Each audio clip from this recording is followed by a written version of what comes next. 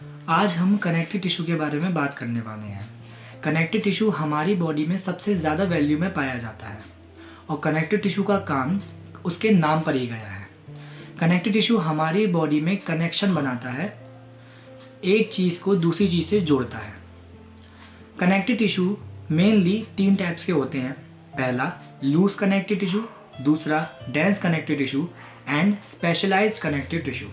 और आज हम स्पेशलाइज्ड कनेक्टिव टिश्यू के बारे में बात करने वाले हैं। स्पेशलाइज्ड कनेक्टिव टिश्यू में 3 एग्जाम्पल्स आते हैं। पहला ब्लड, दूसरा कार्टिलेज और तीसरा बोन।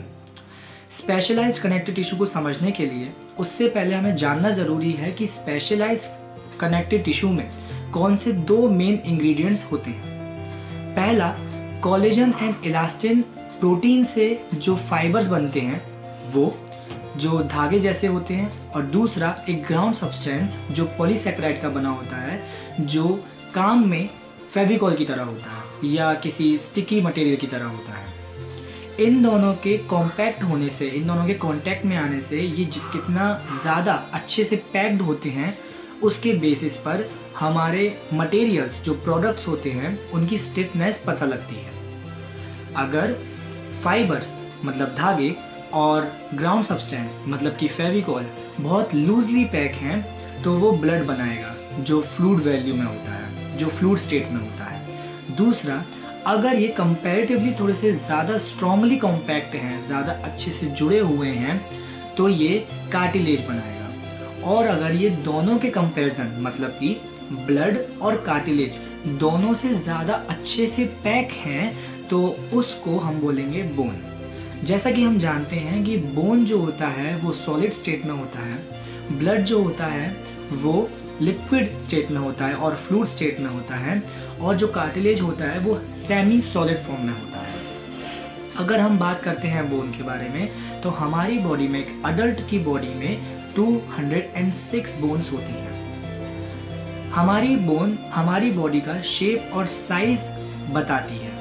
बिना बोन के हमारी बॉडी विदाउट एनी शेप और साइज के रहेगी, जिसमें हमारी बॉडी एक कपड़े के जैसी हो जाएगी, जिसके कारण हम ना तो कुछ खा पाएंगे, ना ही चल पाएंगे और ना ही कोई चीज़ को पिक कर पाएंगे। इसके अलावा अगर हम लोग कार्टिलेज के बारे में बात करें तो कार्टिलेज, जैसा मैंने बताया कि कंपैरेटिवली सेमी सॉलिड होता है, ठीक है, ना ही ज़्यादा स्ट्रॉन्ग होता है और ना ही ज़्यादा मुलायम होता है।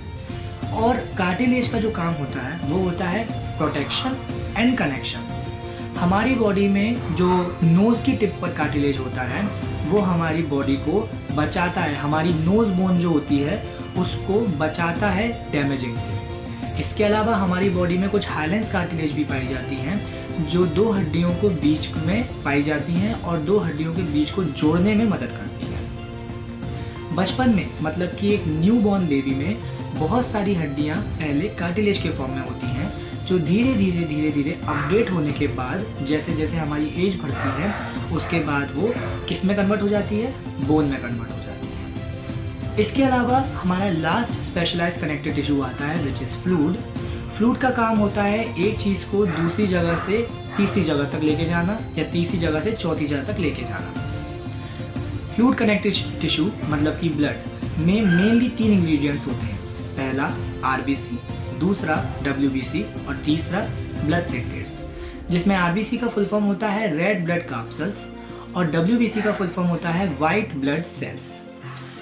आरबीसी हमारी बॉडी में मेनली पोस्टमैन की तरह काम करती है, जो ऑक्सीजन और कार्बन डाइऑक्साइड और कुछ एक्सक्रीटरी प्रोडक्ट्स जो हमारी बॉडी के लिए बहुत वेस्ट हैं, जिनका कोई काम नहीं है, उन्हें शरीर से बाहर निकालने का काम करती हैं, और ऑक्सीजन और CO2 का बार बार इंपोर्ट एक्सपोर्ट बनाए रखती है।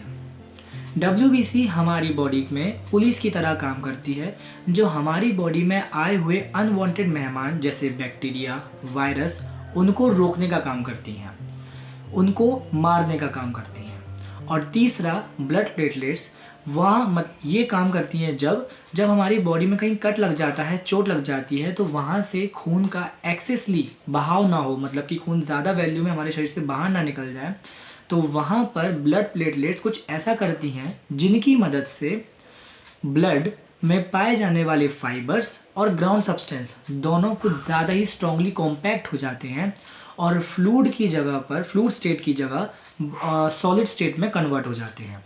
और इस कारण से जहाँ हमें कट लगा होता है या चोट लगी होती है वहाँ से खून रुक जाता है, क्योंकि वहाँ पे खून की क्लॉटिंग हो जाती है।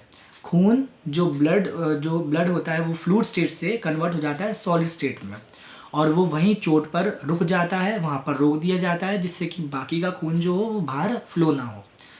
तो आज हम लोगों ने स्पेशलाइज्ड कनेक्टिव टिश्यू के बारे में जाना, जिसमें हम लोगों ने मेनली ब्लड, बोन और कार्टिलेज के बारे में पता लगाया।